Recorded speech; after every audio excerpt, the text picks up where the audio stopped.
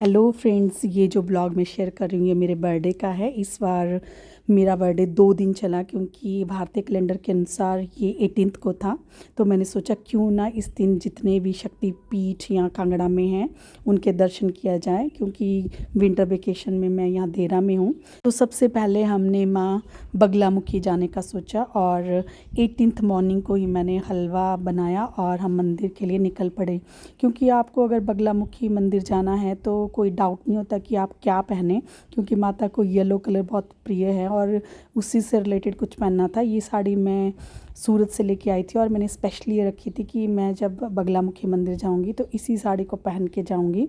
मंदिर में पूजा करती बार कोई प्रॉब्लम ना हो, इसलिए मैंने येलो और रेड कलर का स्टॉल भी इसके साथ पेयर किया कि एग्जैक्टली 9:30 पर हम रेडी होके मंदिर के लिए निकल पड़े। और बीच में हमें ज्वाइन किया डॉक्टर शशि पूनम ने, जो कि प्रोफेसर हैं सोशल वर्क में in central university of Dharamshala. Exactly 10 बजे हम मंदिर पहुंच चुके थे और मंदिर में जैसे ही हमने एंट्री की हमने देखा कि चारों तरफ बहुत ही ज़्यादा भीड़ थी, क्योंकि वीकेंड था और दूर दूर से लोग माता के दर्शन करने आए थे। वैसे तो ये मंदिर बहुत सारी चीज़ों में यूनिक है, पर एक यूनिक चीज़ जो आप एट अ ग्लांस नोटिस करोगे, जिन भी शक्तिपीठों में आप जाते हो तो बहुत दूर से ही आपको दुकानें मिलनी शुरू हो जाती हैं जहाँ पे कि माता की फ़ोटोग्राफ्स या फिर पूजा से रिलेटेड सामग्री सेल की जाती है।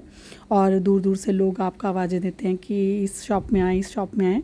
पर इस मंदिर में आप जब एंट्रेंस क्रॉस करोगे और अंदर जाओगे तो कैंपस में आपको ये शॉप मिलेगी, आई थिंक जो मंदिर ट्रस्ट की है। और यहाँ पे बहुत ही सुंदर सुंदर माता की मूर्तियाँ आपको मिलेंगी और हर चीज़ यहाँ पे येलो होगी। और जो मैं प्रसाद लेके गई थी वो भी मुझे बताया गया कि माता के मंदिर में येलो कलर की चीज़ें ही चढ़ाई जाती हैं, इसलिए मैंने मंदिर से ही माता के लिए बेसन लिया चढ़ाने के लिए।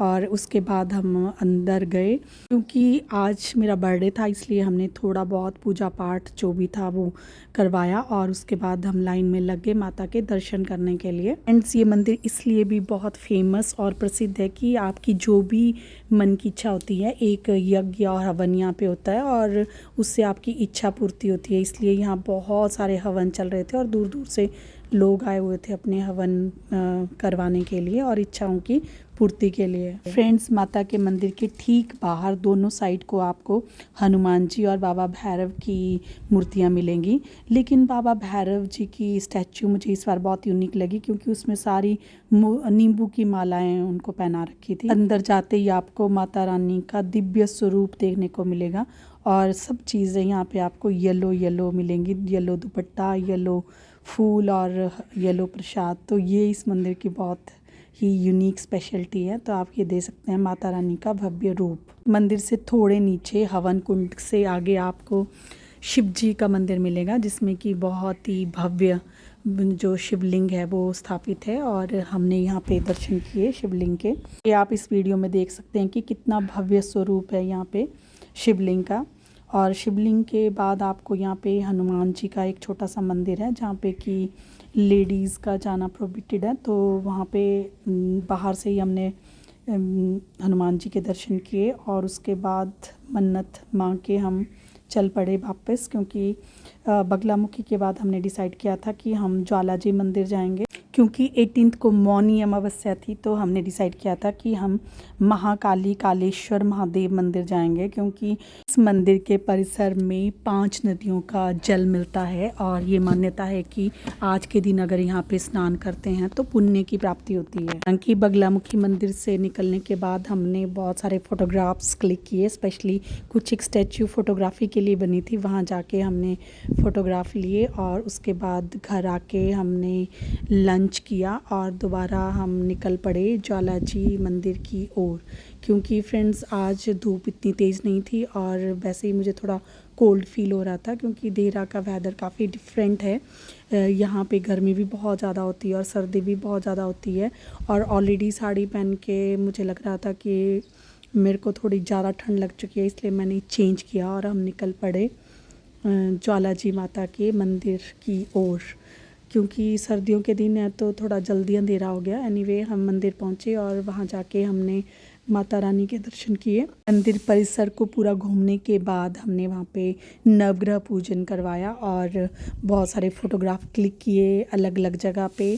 और उसके बाद जो हमारा अगला डेस्टिनेशन था वो था कालेश्वर महादेव मंदिर। तो हम उस मंदिर के लिए निकल पड़े और मंदिर जाके जो मुझे फ़ील हुआ वो मैं आपको शब्दों में एक्सप्लेन नहीं कर सकती।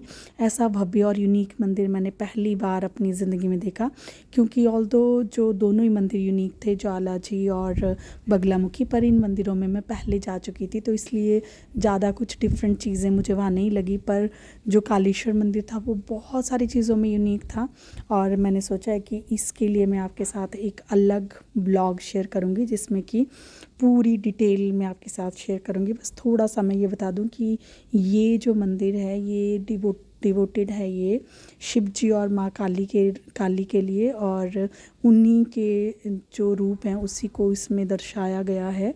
शिव जी की जो पिंडी है उसकी जगह पे आपको माँ काली और शिव जी का अर्धनारीश्वर रूप देखने को मिलेगा।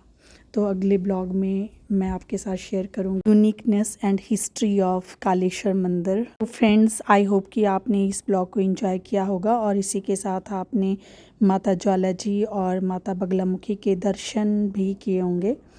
Thanks for watching.